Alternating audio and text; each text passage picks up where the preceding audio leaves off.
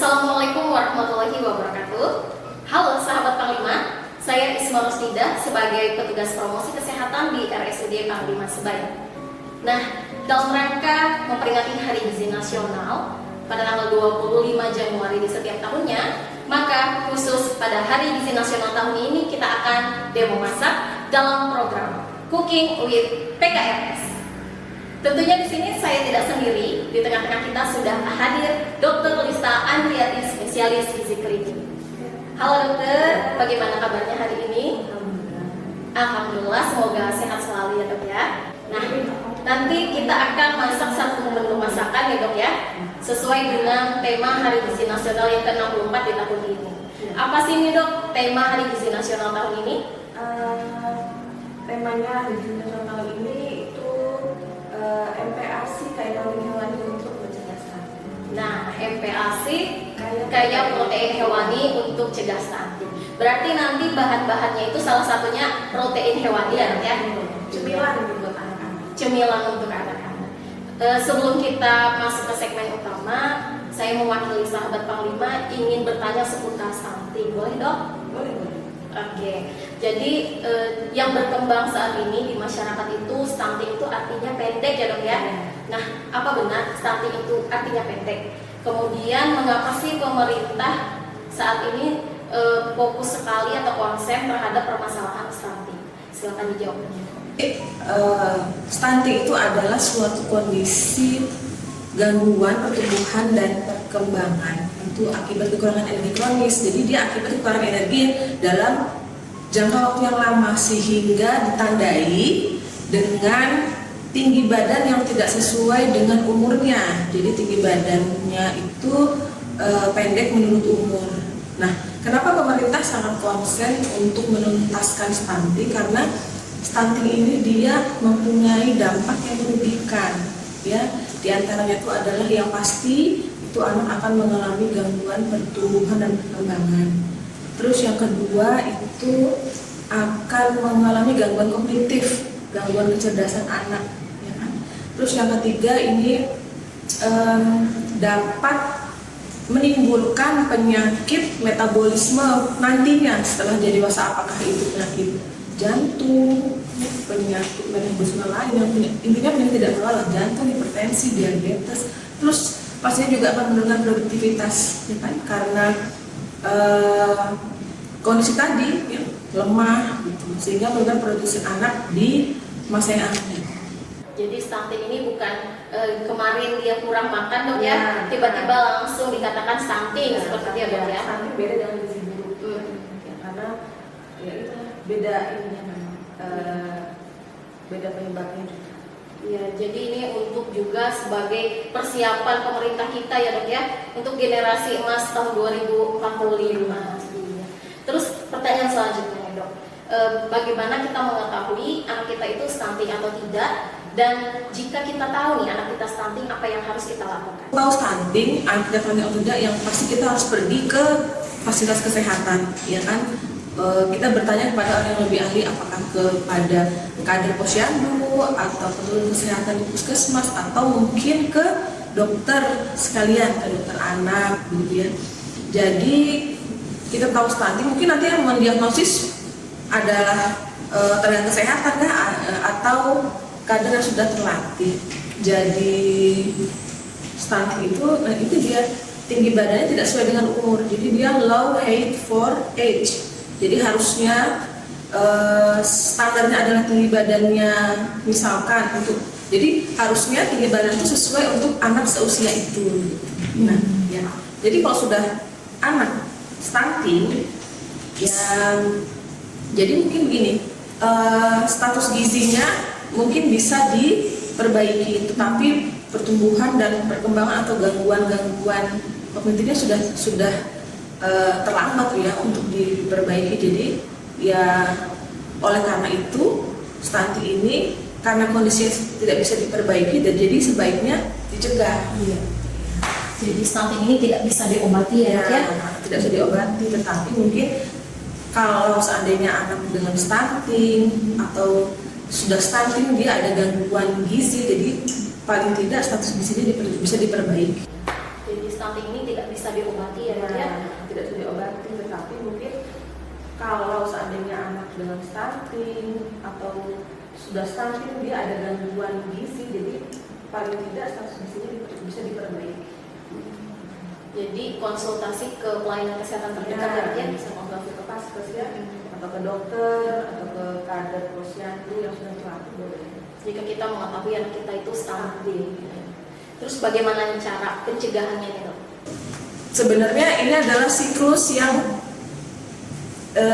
akan terus berulang. Jadi kayak gini, anak yang dilahirkan stunting itu kan dia pasti akan mengalami pertumbuhan hingga nanti dia akan memiliki anak kembali, ya kan? Nah, jadi bagaimana supaya kita tidak melahirkan anak yang stunting? Jadi memang pencegahan itu bisa dilakukan dari mulai masa remaja, ya. Apakah nanti di sekolah atau di tempat-tempat pendidikan dilakukan screening anemia, itu yang paling pertama bisa dilakukan screening anemia. Kalau memang sudah terindikasi anemia bisa diberikan tablet tambah darah atau zat besi, ya. Nah itu pencegahan dari masa remaja. Kemudian juga perlu pendidikan, ya kan? Kita anak-anak yang masa remaja itu bisa disuluh, bisa kita lakukan sosialisasi tentang pentingnya peranan gizi pada wanita usia subur lah ceritanya ya. Nah, itu yang pertama. Terus yang kedua, jika remaja ini sudah menginjak dewasa, dia kan pasti akan menikah, memiliki anak dan hamil. Nah, saat kehamilan ini juga harus rajin, harus rutin periksa ke fasilitas kesehatan untuk pemeriksaan kehamilan, ya. Jadi nanti bisa deteksi di situ apakah ibu mengalami anemia, ya kan. Kemudian apakah ternyata nanti ibu hamil ini mengalami ibu milkek, ya. Nanti bisa diperiksa setiap bulan perkembangannya. Kemudian setelah hamil, jadi ini persiapannya ini sejak 1000 HPK, ya kan? 1000 hari pertama kehidupan. Jadi sejak hamil, kemudian ibunya melahirkan, ibu harus segera inisiasi menyusui dini, ya. Kemudian IMD dilanjutkan dengan ASI eksklusif sampai usia 6 bulan. Kemudian dilanjutkan dengan MPASI dan dilanjutkan juga dengan pemberian ASI sampai minimal usia 2 tahun, boleh lebih, atau itu boleh lebih dari sampai usia 2 tahun. Nah, setelah selesai ASI eksklusif, jangan lupa pemberian MPASI. Nah, MPASI ini kan sekarang yang menjadi memang konsen kita di tahun 2024 ini, untuk pemberian protein hewani untuk mencegah stunting. Memang karena ternyata menurut rekomendasi WHO, protein hewani ini lebih mudah dicerna dibandingkan dengan protein nabati, sehingga memang konsennya adalah pemberian protein hewani untuk mencegah stunting ini, ya. Kemudian pemberian MPASI nanti disesuaikan dengan usianya, sampai usia 11 bulan teksturnya bagaimana, sampai dengan usia 12 bulan teksturnya bagaimana. Itu mungkin di topik lain, ya. Kemudian selesai MPASI, terus sampai anak usia balita, usia 5 tahun tetap harus diperhatikan asupan zat gizinya, ya. Tetap dengan, kalau sudah 2 tahun mungkin bolehlah proteinnya lebih bervariasi, tidak hanya protein nabati, tidak hanya protein hewani, tapi protein nabati juga bisa diberikan. Jadi setelah kita kan pasti ini anak kan akan mengalami pertumbuhan lagi sampai dia masa remaja, sampai dewasa kembali. Jadi memang itu adalah seperti siklus yang berulang nanti. Jadi memang harus disiapkan di generasi yang baik, begitu ya, supaya nanti selanjutnya tidak ada lagi generasi yang stunting. Nah, itu tadi sahabat Panglima. Jadi pencegahannya itu dimulai dari masa remaja. Ibaratnya itu menyiapkan rumah dulu ya. Menyiapkan rumahnya nanti kan akan diisi oleh generasi penerus, luar biasa loh ya. Stunting ini kita membicarakannya benar-benar siklus kehidupannya ya kompleks ya dok ya. Jadi benar-benar harus disiapkan sedini mungkin. Terima kasih dokter atas penjelasan tentang stunting. Setelah ini kita akan masuk ke dalam segmen utama kita, yaitu cooking atau masak dengan PKMS dan juga dokter Mista. Kita siap-siap dulu nih dok untuk masak-masak. Oke, sahabat Panglima, setelah ini kita akan membuat satu menu masakan sesuai dengan tema Hari Gizi Nasional, yaitu MPASI kaya protein hewani cegah stunting.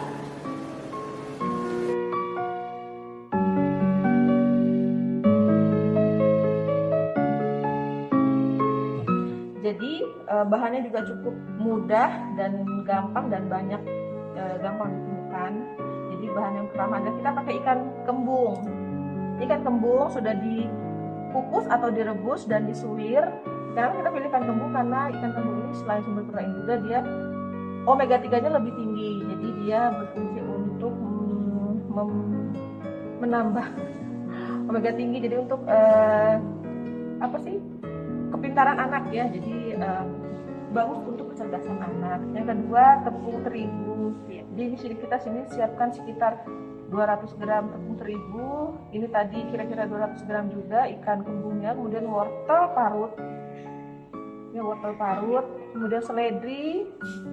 Kemudian bawang bombay, bawang putih, garam. Kalau seandainya ibu-ibu mau pakai keju boleh. Ini sudah kita siapkan kejunya. Kemudian garam, nanti mungkin garamnya bisa dikurangin kok pakai keju, karena keju kan kita tahu asin. Kemudian air, ini air. Kemudian kita pakai susu. Susu juga sumber kalsium. Jadi nutrisinya insya Allah cukup lah untuk anak-anak kita. Begitu. Iya. Kemudian nanti ini ada tepung untuk menggoreng. Nanti ini kita masak, kita akan goreng. Ada tepung, ada telur dan tepung panir. Nah di sini tadi alat dan bahan utamanya itu artisnya nih kita ikan kembung ini Bu ya. Ikan kembung ya. Bahan hewannya adalah ikan kembung. Ikan kembung dan juga nanti ada telur ya, sebagai pelapis untuk sebelum digoreng. Nah di sini kita sudah ada siapkan. Diulang dari, nah kita di sini.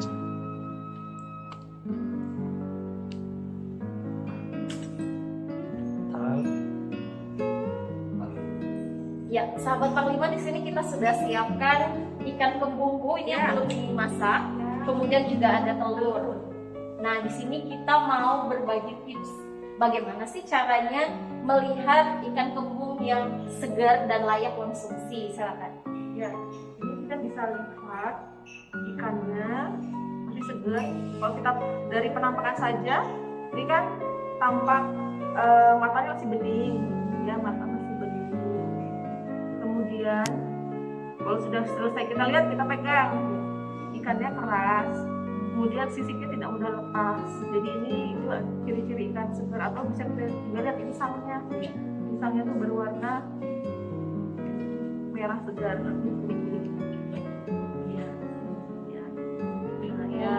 Iya, berwarna segar merah segar. Ya, jadi ini untuk memilih ikan, ya, dia tidak lembek. Ya, itu tipsnya memilih ikan kembung yang segar ya. Kalau untuk telur nih dok, Ya, agak tricky nih karena telur ini rata-rata agak sama warnanya ya, padahal ada perbedaan ya. Jadi telur ini adalah salah satu sumber protein hewani yang murah. Ya, kalau karena kita tahu memang sumber protein hewani itu memang relatif mahal. Jadi telur ini adalah salah satu alternatif yang mungkin bisa terjangkau untuk kita semua. Apalagi kelebihan telur ini dia adalah sebagai sumber zinc. Pokoknya dia ini nilai biologisnya tinggi. Jadi dia hampir semua zat gizi dalam telur ini dapat digunakan oleh tubuh, jadi tidak ada yang terbuang. Ya. Jadi cara membeli telur yang baik, ya, bukan yang baik ya. Ini telur ini ada telur yang segar. Telur ini dia ada 3 macam. Jadi kalau telur yang baru sekali, ini yang masih ada putih-putihnya, masih ada kayak lapisan putih di telurnya. Ini baru sekali. Telur yang baru sekali seperti ini. Kemudian telur baru yang sudah hilang, cuman warnanya masih tidak berbeda jauh dengan telur baru. telur yang agak lama, yang sudah lama itu telurnya warnanya lebih kuat ya. Kemudian sudah ada bercak-bercak coklatnya. Jadi ini telur yang baru sekali, telur baru, dan ini telur lama. Jadi kalau kita mau beli telur, sebaiknya kita perhatikan warnanya. Ya, itu tadi tips cara memilih telur yang sangat baru ya, baru dan juga sudah lama. Untuk supaya kita tahu ya ini masih terjaga kualitas dari telurnya ini ya dok ya. Daripada emang Kita udah beli telur banyak, ternyata udah banyak yang nggak kita pakai kan sayang. sayang sekali.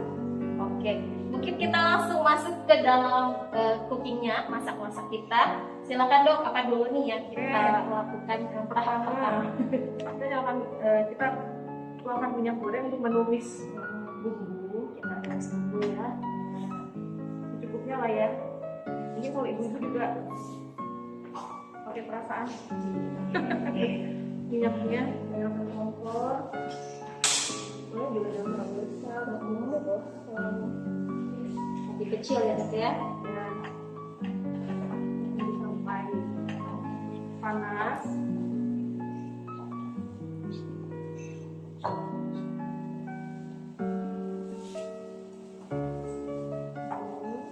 Ya. Oke, kita siapkan ini. Kita tumis dulu bawang putih dan bawang bombay. Apakah saya perlu pakai itu? Pakai nggak? Silahkan dok kalau mau Iya. digunakan. Tapi nggak juga nggak apa-apa lah Iya, ya. nanti kita pas bulat-bulatinnya ya. Baik kan nggak dibantu saya nanti tuangkan itu ya. Untuk bawangnya. Kita tumis dulu bawang putih.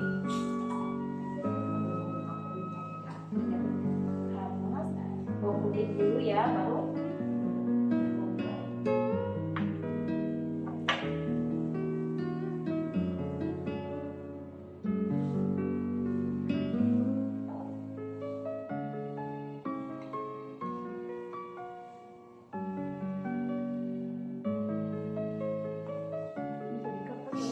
Bisa. Nggak mandi. mau ngomong Nggak apa? mandi, iya.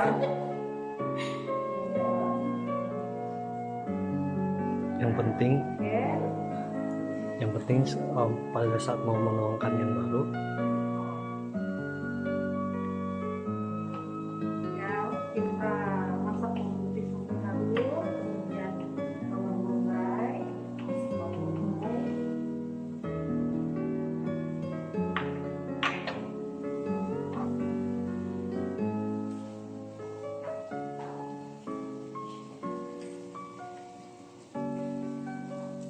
Disclaimer dulu, ini tadi kita semua sudah cuci tangan ya Bapak Ibu.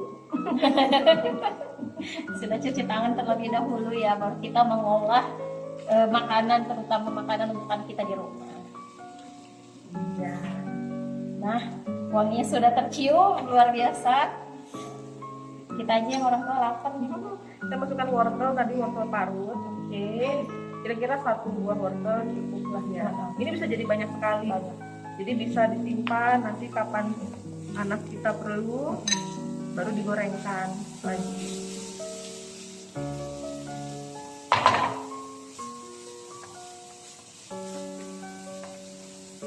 Apinya dalam yang kecil. Kecilan?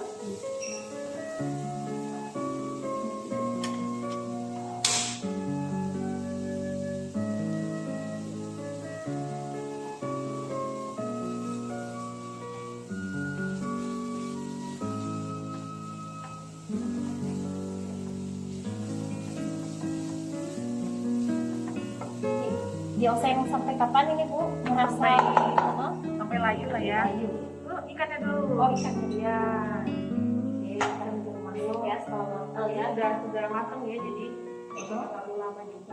Jadi ikan kembungnya ini tadi dikukus, Direbus atau direbus, dikukus dulu ya, baru disuir-suir. Ini garam. Enggak. Garam cukupnya Bu. Kira-kira kalau kita kalau untuk anak-anak kan juga nggak perlu terlalu banyak garam.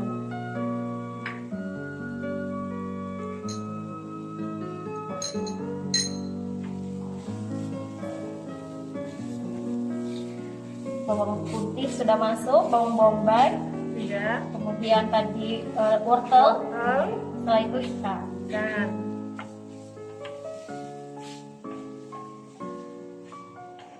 Ini sampai tercampur saja atau seperti apa ini, Bu? ya sampai ya campur rata.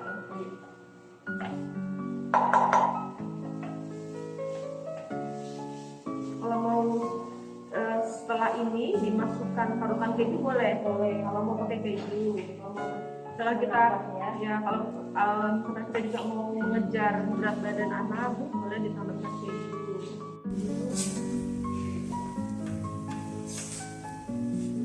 Boleh ditambahkan susu dulu, Mbak. Ini susu UHT, susu plain ya Bu ya, jangan yang manis, boleh? Oh, sini saya. Ya. Kira-kira Ini satu botol 200 ml tadi. 200 ya. Ya. Masukkan kira-kira 100 ya. 100 ml dulu. Lagi sampai dia tercampur. Masih dengan api kecil ya sekarang ya, Bu ya. Ya, nggak gosong.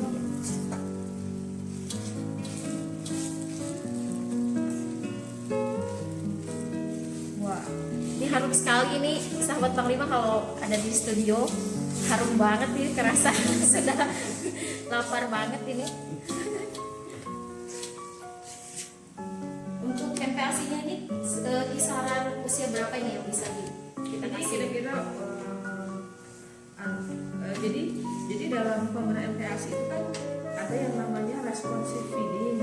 Jadi kita biarkan anak kita makan sendiri. Iya. Jadi saat anak sudah bisa memegang benda itu bisa kita kasih. Ya. Jadi sudah umur 9 bulan itu sudah bisa. Dikasih ya MPASI. Tapi ya kita jangan kita kasih Kita bulan-bulan, awasi ya. kita inikan dulu, kita pecah-pecah dulu biar dia bilang ini habiskan ya. Ini tambah ini ya. Susu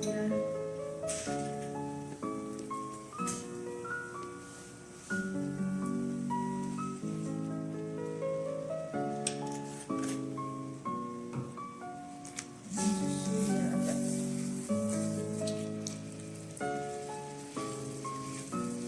Teksturnya langsung lembut ya kalau pakai susu ini ya, Bu ya. terus ya. Lalu selanjutnya boleh kita masukkan seledri supaya segar ya. Semua ya, Bu ya. Ya.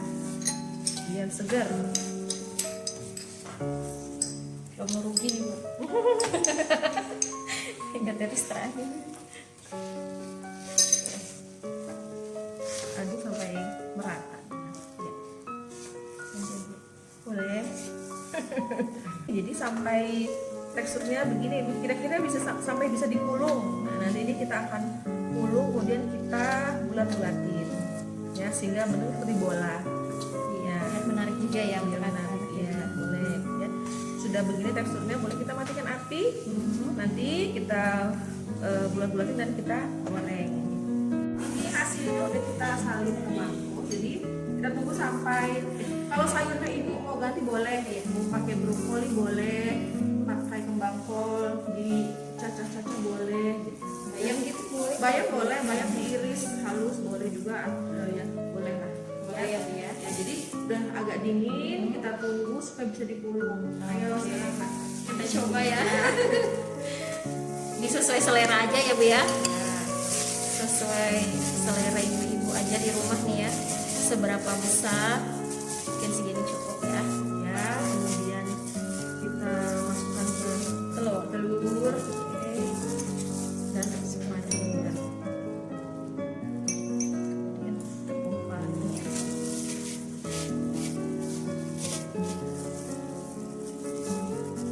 Iya. Cukup ya, Bu ya. Ya, oke. Nah, udah gitu bisa kita goreng. Siapkan minyak untuk menggoreng. Ya, kita goreng sampai kecoklatan.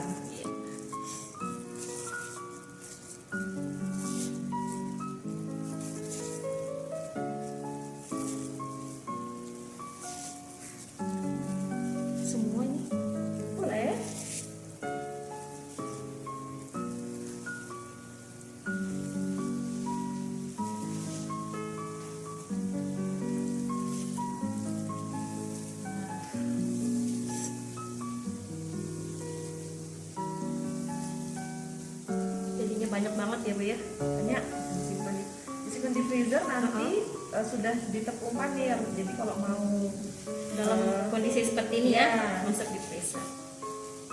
kalau mau tinggal goreng ya.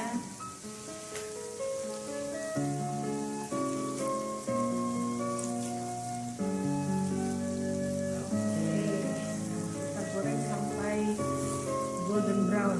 Ya. Ceritanya begitu.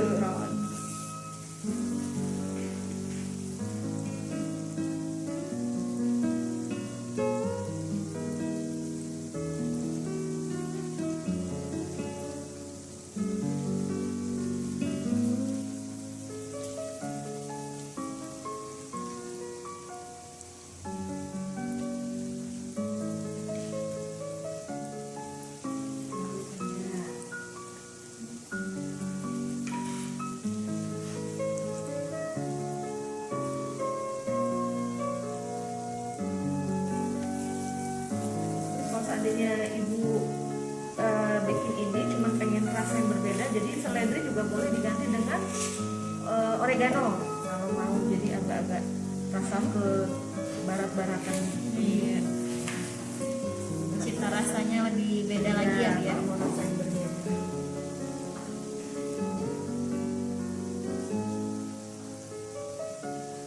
Yang pasti olahan ini kaya akan protein hewani tadi Bu ya. Ya, Ikan kembung, kemudian juga ada lapisannya dari telur ya. ya. Vitamin dapat, Hmm. karbohidrat dapat, Kalsium juga ada ya Bu. kalsium ada. Tentunya di susu juga kan pasti juga ada fortifikasi dengan vitamin dan mineral juga dapat. Ya, ini ibu-ibu kalau sudah agak coklatan gini, boleh kita angkat ya. Tadi juga kan sebelum udah kita tumis, jadi ikan juga sudah direbus, jadi sudah matang aja. Bor salju udah kita tumis, ikan udah direbus, udah dimasukin. Kita tunggu sedikit lagi. Iya.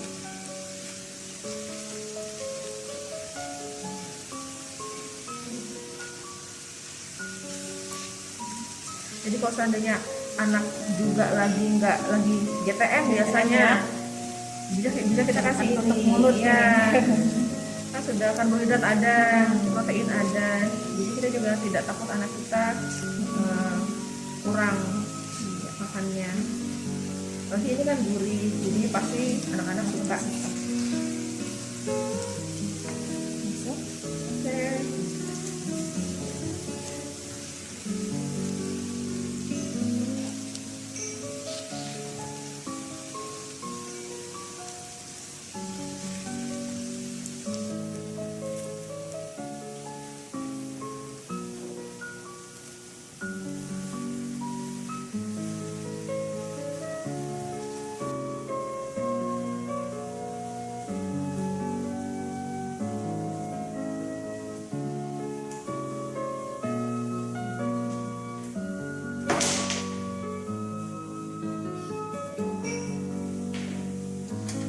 Ada kompornya.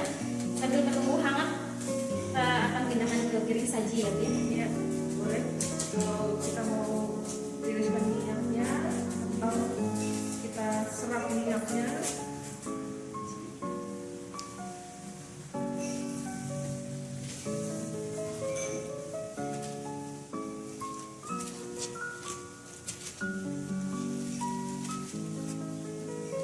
Ini dia sudah jadi bitter bolen ala PKRS dan juga Dr. Lista.